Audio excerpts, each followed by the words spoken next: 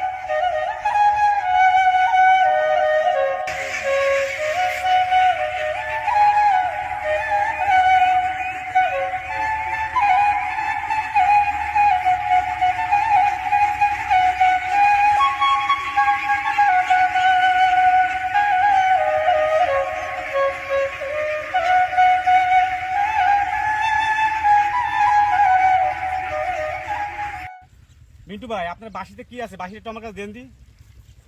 এই বাঁশিতে কি জাদু আছে নাকি ভাই? জাদু ছিল ভাই, কিন্তু এখন নাই। জাদুর বাক্স হারাইছে, লিখে আমার ফেলাইছি।